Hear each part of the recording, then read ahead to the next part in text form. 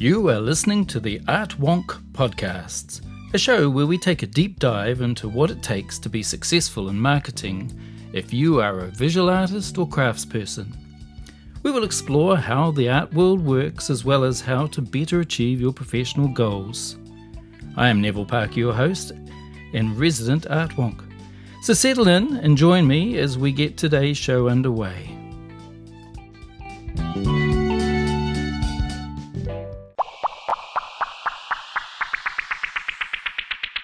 This episode is called How to Make a Sale. Yay! Hi everyone, and welcome into this episode of the Artwonk Podcast, where today I'm going to be having a look at selling direct. The reality of the world as we're standing in it at the moment is things are changing fast when it comes to sales opportunities and how we're going to go about doing our business if we're makers of art or craft and we need to make sales. So this is unashamedly about making money. You can use some of this knowledge for making contacts or managing your relationships with suppliers, but primarily I want to talk about what it takes to make a sale. There's a lot of people out there who make great art, but make very poor salespeople. And the biggest reason for that is they don't understand what they're doing or why they're doing it. We know that we need to sell stuff to survive. We're trading our skills, our knowledge with others, and we don't quite get how this transaction works because it's not our core interest. I get that. It happens to be one of my core interests. This is the part of the wonk that actually gets excited. I love the interaction between me and other people, and how we do what we do and why we do what we do is really exciting. It's a creative process on its own. So today we're going to explore this. We're going to explore what it takes to actually make a sale. And, the stages or levels of engagement that you go through as you're doing this process of selling things. Oh, so where do we start? Well, first off, I'm going to ask you to consider this one simple point. Only 7%, they say, of our communication is vocal, which makes doing a podcast like this blastedly hard because really in the end, I don't have the cues of watching your body language to see whether you've got the point, and you don't see my examples in terms of how I position myself or the physicality of me. And humans rely on these things. We use them an awful lot, assuming that we have the lovely ability to see. We use more visual cues than anything else. And in sales especially, those non-verbal cues are really important parts of how we do the sales process. So I thought we might break down what a sale looks like for those of you who actually don't do this often. And why? Why am I talking about this? Well, I don't believe that the world as we knew it is going to be the same for some time. And that means some of your traditional outlet options and ways to market will be disrupted. Now, if you're galleried already or you have an outlet or a number of outlets who supply your work to the public and they are continuing, I stress you must support them. Keep them going. Supply, do not compete. And that, is an important part of things because at some point we will find a new normal and you want to have people working on your behalf so you don't have to spend so much time doing the things you don't necessarily enjoy. That said, a good number of you are not going to be in positions where you have that luxury. And I think they're the ones that we're talking to today. If you are finding yourself needing to go out and find money and you make stuff that people are traditionally willing to pay for, then you have to work out how to make a sale, how to go down the line of doing a stall, a fair, or having your own pop-up gallery so that you can make an income that's, basically recognizes the value of your work and recognizes the skill level that you bring to your work. I don't want you going out there and just having a sale and getting rid of stuff cheap. All you do there is teach people that there's no value in you and you make it all about money and not about the actual relationship between your product and the buyer. So, rave on. Where do we go? Well, let's start with the mindset of a seller. Now, as a marketer and a seller of art, I love what I do. I love going to work every day in the gallery. I love the job of helping others find things that fit their worlds. And I think that's an important part of the process, the mindset. You have to actually want to be there. If you're going into a stall environment or a market environment, you're setting up a trestle table or a section of wall with your artwork, you have to want to be there. If you feel like this is the wrong place for you, it will translate in your body language and in the way you behave. So first and foremost, you have to work on considering what it is about this thing that you can focus on as a positive. Now, if you make beautiful things, why not hear people compliment them? Why not put yourself in a position where you can actually tell people about your story? It's a wonderful experience. It's one of the things most of the artists that I represent miss out on is I get all the compliments about their work. So finding something that makes you feel good about being there is really important, going in with the right mindset. The other one is making sure that you know who you're talking to. And I mean that quite specifically, not the person, but the people. Different groups in different places have very different ways of communicating.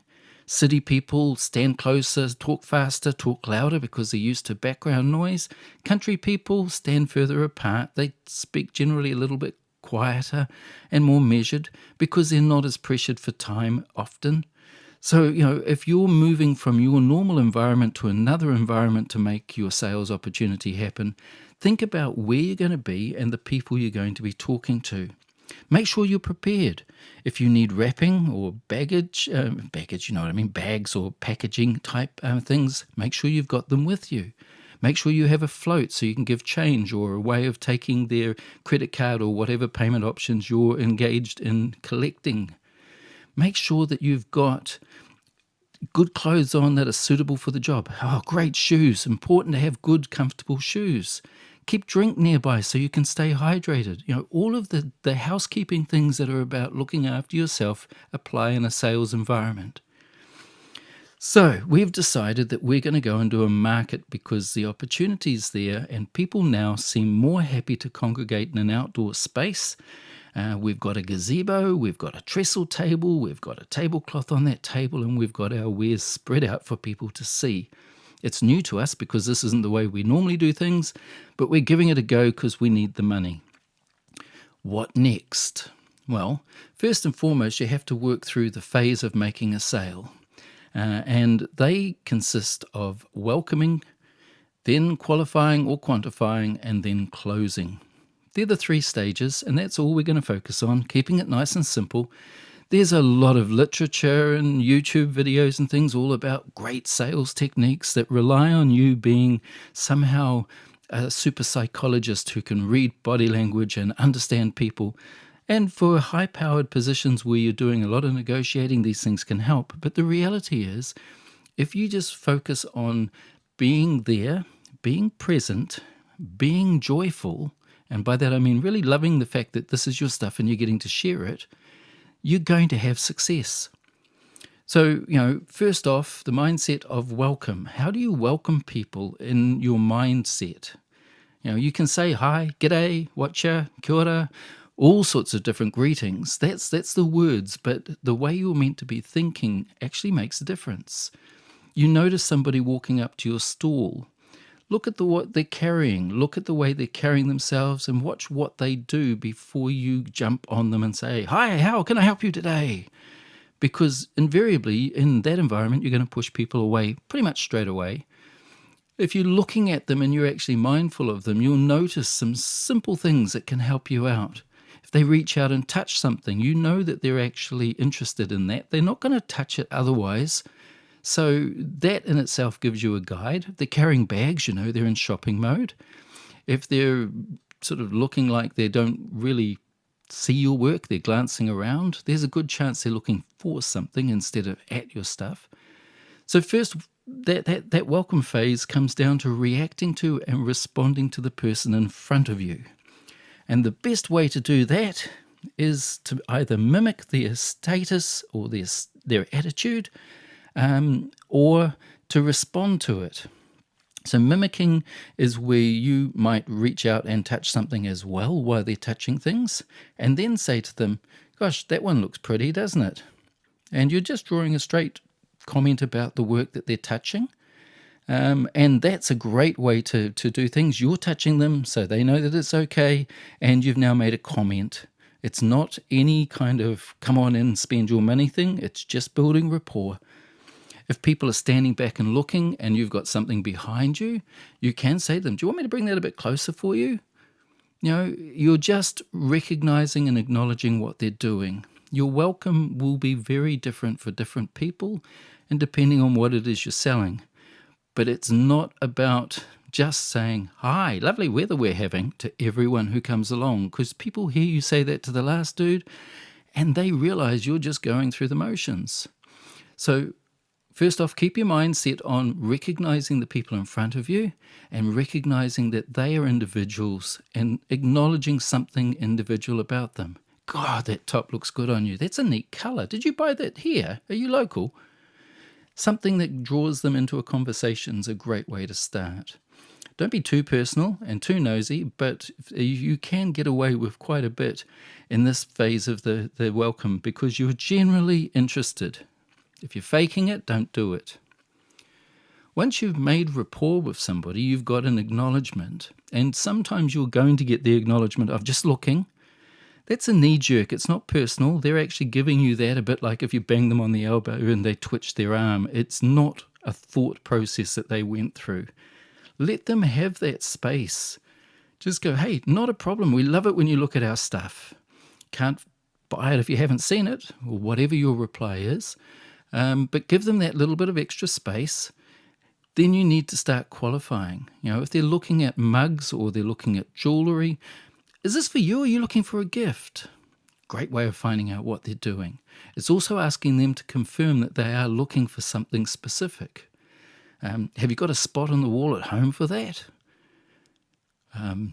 Is that something that we're going to need to talk about shipping for you? You can go in with lots of different questions, but you're looking to qualify what their interest or need is. Are they looking to buy today or are they just looking?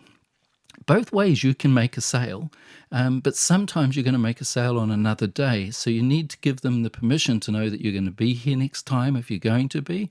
Or you can use the cautionary tale of saying, hey, look, we've just driven to town for this one weekend opportunity. I can give you my online details. You'd use this normally at the end of the process, by the way. If you want to catch up with us, I wouldn't offer that up front. I'd be inclined to say, gosh, this is an amazing market. Really enjoying this. It's our first time here. Do you come in often? And then I can lead them into the fact that I'm not going to be here again, so they need to make a decision soon. But that qualifying and quantifying phase of doing this type of thing is when you're asking questions. If you're telling, you're not selling. You need to be asking questions, not grilling. But, do you like that particular shade? Do you want to see another color base or choice if they're putting it down? Was that too big? We've got smaller ones over here. Ask questions, offer solutions. And, if you're getting into this position where you're selling a bigger ticket item, you need to be comfortable that the price you have is fair and reasonable. And in doing that, you're going to go into a place where you're not justifying, you're actually adding value in your conversation. Would you like to know a little bit about the process behind that one? Because that was a real bugger to make. Or it might be that you say to people, I've actually spent 16 years trying to get that one right. I think I've got close to perfect on it. What do you think? You can guide them into your value behind it by asking a question and offering to explain. Once you've got to the phase where you've got them touching, or you've got a conversation going where they're talking about their place, their likes, what they like about it. That's a great one. Get them to tell you what they like about it. Excuse me, I'm doing a little bit of a survey. This is new to me. I've only started this technique recently. I've been doing painting for so many years, but this one, I'm looking for feedback. What do you think? What do you like about this picture? Get them going. Once they're telling you those types of things, and if they mention something like, oh, I really love the way you use the color in that corner, it just makes it pop. So, would that fit into your decor? Is that something that you have those colours at home? Would you like, in the end, to get to the point of what you should be doing is, would you like me to wrap it up? Or is that something, we can courier this for you? You start the third phase, which is closing. And a lot of times you can make a sale without talking at all to people, simply because they'll walk up and buy. When that happens, don't start closing. Just take the money. We have a tendency to feel so thankful that somebody's acknowledged our work and thankful that they've shown us respect and engaged in what we do, that we can suddenly make them our best friend and want to tell them our life story. Not a good thing to do. Ultimately, that closing phase, you ask for the sale. How do you want to pay for this? Pull out your credit card machine and say, are we putting this on the plastic? Just assume that they're going to buy it. And at that point, then shut up. If they talk first, they're going to be telling you something really important. If you talk first, you're not going to hear what it is that they would have told you. Oh, I didn't bring my credit card today. I say, oh, not a problem. I can hold it for you if you'd like, or we can deliver, and you could pay then, or we do internet. Whatever your particular next option is, you can actually address. But when it comes to closing a sale, the goal is to listen to the person and then react to what they say. And once you've got the credit card in your hand, or you have to wrap the goods, before you've done the credit card transaction, you could say, do you want to have one last look around, see if there's anything else you need? No gifts or anything you're needing right now? You can invite them to buy more. And that's an acceptable thing to do. Once you've got rapport, you've got this relationship, they've acknowledged they like your stuff, they've decided they're going to buy from you. It's really easy to add something onto a sale. If they're buying a gift, they've told you they're buying a gift and you happen to have cards there, do you need a card to go with that? And away you go.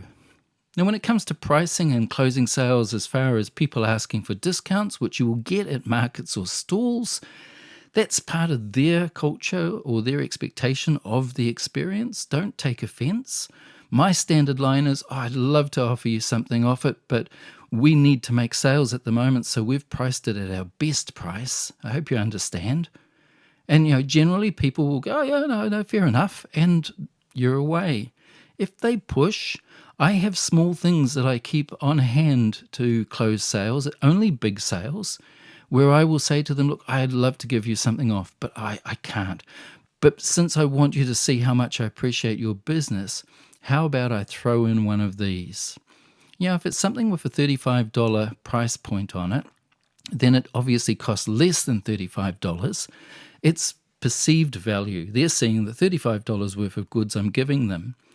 If it was a $350 sale and I was offering them $35 off because I was saying, oh, look, we'll knock 10% off, then I've actually gone down $35, when realistically I'm probably only down $6 or $7.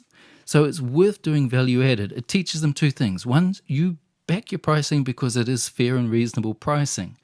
Two, you're giving them something they can either share with others or keep for themselves, so they've got twice the impact to tell people about, because they will go away and tell others, look what I got at the market. Isn't this brilliant? There's your advertising value in that giveaway alone. Never give your work a cheaper price point than you decided on unless that is your strategy from the start. And I don't believe in falsely pricing because, generally speaking, if you don't get that conversation at all, everyone walks around saying, oh, God, their stuff's so expensive over there. And they don't even get a chance to understand that you were prepared to drop the price. So there you go. You've got a basic mindset or framework. Never push, never lie, never manipulate or be dishonest. Go into the experience planning on having fun. Don't take it personally if they don't like your work or want your work today. They may well have issues going on that you have no idea about, and you're just seeing that end result. Remember that men combat shop more often than not. They'll stand back, they make a decision, they come in, they buy and they leave. Women browse. You generally have to give ladies a little bit longer and spend more time accepting that they're going to fiddle and play and touch and engage that way. And make sure that you don't tell people not to touch your product. You can explain to them, oh, the surface on that one's pretty fragile. We touch it from this direction, and then show them before you hand it over if you have to. But once they've got it in their hand, if it's a possibility to do that, you're going to have a much higher percentage sale straight away, because giving back something we like hurts. We don't want to go through that pain. We will actually go through the pain of paying to keep it. Okay, buying signals. People do things to indicate they're ready to buy now. Touching is a definite buying signal. Once they've picked it up, especially if they then turn their back to the stall or look around as if they're looking to go with it, they're not looking to do a runner with your goods. They're actually looking at, one, where is my partner, or other things, but they're already imagining taking it away. So you just have to say, shall I wrap it? Do you want it in a bag? How do you want to pay for that one? Do you want more than one, or is that one going to be enough? Whatever your closing line is. You look for people touching their pocket to check if they've got their wallet with them. It's not so much that they're scared they haven't, it's just reaffirming that they can pay for it. They've got some way of doing it. They'll do the same, a lady rearranging her handbag on her shoulder while she's touching a piece of something. It's just a subconscious checklist they're going through. You know that they're thinking about making the purchase. All you have to do is say, do you want it? If they say, I need to consult with my partner, they do need to consult with their partner. Don't make them feel uncomfortable. People will walk away and look at other things. If you've got a fair price and you've given polite service, there's a good chance they'll be back. You can make an invitation at that point in time for them to visit your website, or that you'll be back next week. But my suggestion is, say to them something along the lines of, hey, not a problem. Would you like me to put it on hold for 10 minutes while you just check up with them? If they say, no, it's fine, there's a good chance they're not going to come back and they're being polite. But still, you've made a decent attempt at it. You can't win everyone. And when you get home at the end of the day, if you've sold a lot, be happy. If you haven't sold a lot, be happy. It's not just about making money. You've actually been out there advertising and promoting. It can take 3 or 4 visits to a destination before people who are local to that spot choose to back you. Different cultures, again, have different rhythms, but it's important that you keep in mind that it's not a judgment about you. It's a judgment about the marketplace on the day. And some people who do this regularly will tell you that you can have 1 week where you sell an awful lot of stuff and the next week nothing, and there's no rhythm or rhyme. Same product, same price, same place, just different people. So, keep in mind that you need to be able to be buoyant. If you're not the person to do that, maybe put somebody else on your stall, but make sure they know your story. Make sure they know about your product. Make sure they understand that they're there to sell. Anyone standing staring at their phone, checking their emails, playing on social media, and not making eye contact with the customers is a problem. And that includes you. Number 1 security tip. If you don't want to have your stuff pilfered, damaged, or in some way dishonored, don't look away. And by that I mean simply, when you're greeting people, a smile, a hi, but eye contact is important.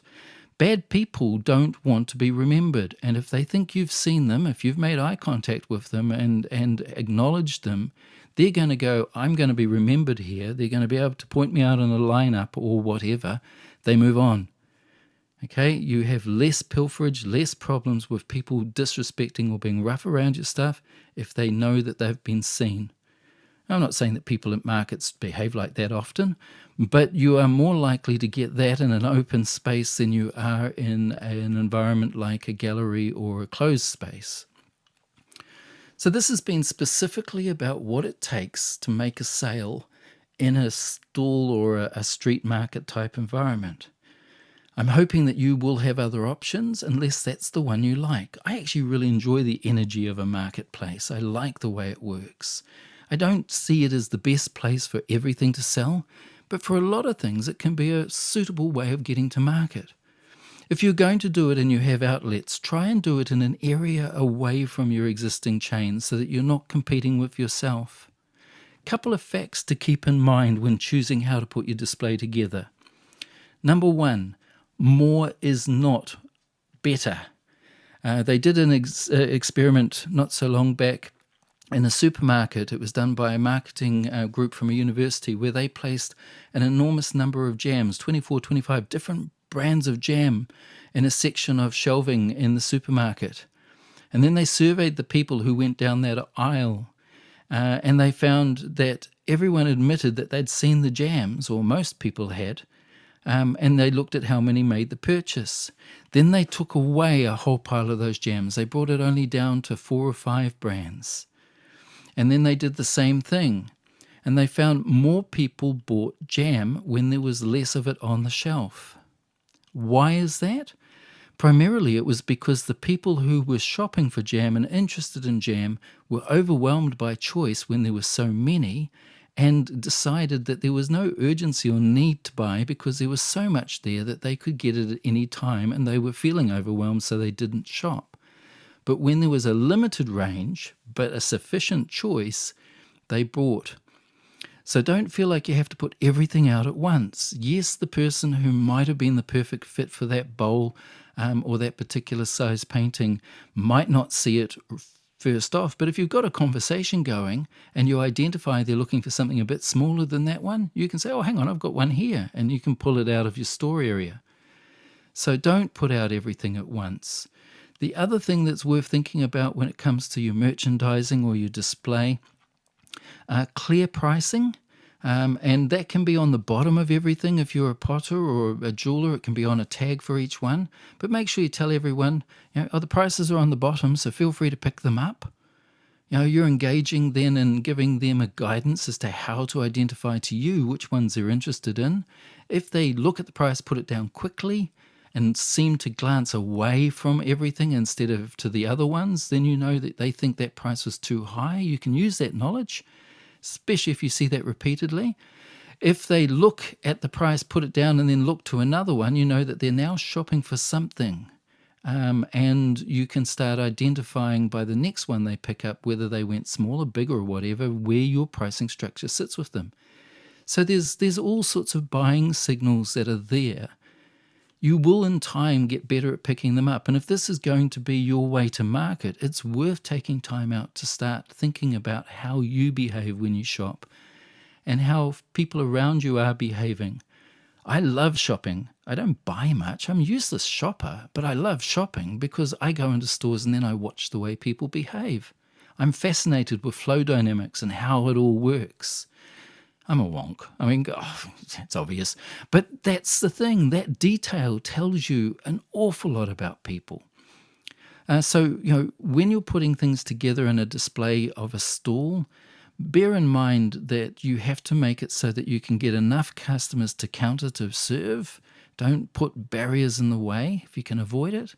Make sure your stuff's spread out as cleanly and as enticingly as possible. You want to show your work in the best possible light, even though you can't always control the environment. Make sure that your pricing is sound. You've got a reason for it that you can justify.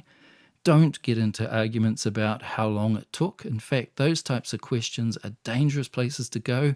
If you're talking with a minimum wage person and they ask you how many hours did it take to make, and you give them a number and they do the maths and think you're being overpaid because they don't earn that much, you're reminding them they don't have that much money to spend. You're better to actually have an answer along the lines of, it's taken me a lifetime of practice and trial and error. I can't remember exactly on that one, but there's a few hours work in it alone. Now that's non-specific, but you've reminded them that this is actually a journey you're on and they're getting a moment of your lifetime. They're not getting just a couple of hours of work. Don't get drawn into material costs. If people want to talk to you about those things, they're likely to be other artists. Those conversations happen when there are no customers around. If a friend visits, don't let them monopolize your time. Say to them, hey, I can't wait to have a coffee with you after this is all over. Can we catch up then? Oh, it's like I'm at work right now. But don't let them define for you whether or not you get to talk to the next person at your stall. So, a little bit of a rave around the whole idea of what you're doing there. The mindset is important. You need to remember that you're there to have fun and to show off your work and, if possible, sell it. Now, we can go into specifics of selling another time. I'm happy to do a show on it. That whole thing about 7% of your communication being verbal, pay attention to what people are doing and recognize that you don't have to be an expert salesperson. Just be honest, be interested, ask questions, and respond to the question's answer. So show you're listening. And if you can mimic them in a way that is polite, and I don't mean make fun of them, but if they're touching, you touch. If they're talking with a nice, bold, loud voice, speak up for them, because they'll appreciate hearing that tone back. If they talk quietly, lean in and talk quietly back. Show them that you are interested in them by being like them. They will trust you more, you'll build rapport, and from rapport comes a sale. Now, myself, I love a narrative selling technique, which is different again to what we're talking about in a market. You don't always get to tell the stories the way you would, so we'll touch on that in another podcast. But for those of you who are going to go out and try and sell direct, I wish you lots of luck. It is fun, it's harrowing, it's exposing, it's lots of other things, but it's fun. After all, you make beautiful things and you're getting to share them. Not everyone's going to look on any given day. Don't let that be a bummer. Just remember, you're doing something that most people only ever dream of. Stand up proud. Make sure that you're ready. Have fun. And with that, I'm actually not going to sell something because I'm still in lockdown. I'm going to go and make something. Thanks for tuning into this rave and look forward to the next one.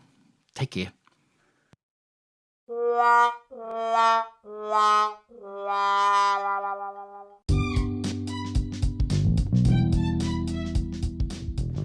Hi everyone, it's Neville here again. Hey, just before I go, I want to remind you that we now have a new email address. It's info@theartwonk.com. And also the artwonk.com is our website, which we're in the process of getting set up with show notes and follow-up from the shows. So please get in contact with us if you have any questions or feedback, especially if you feel that I glossed over something that's of importance to you. Really would enjoy having that connection with you as somebody who's trying to be a creative in today's environment. And let me know if there's stuff that I'm missing out or stuff you'd like to know. So now I'm off to my studio. Happy creating!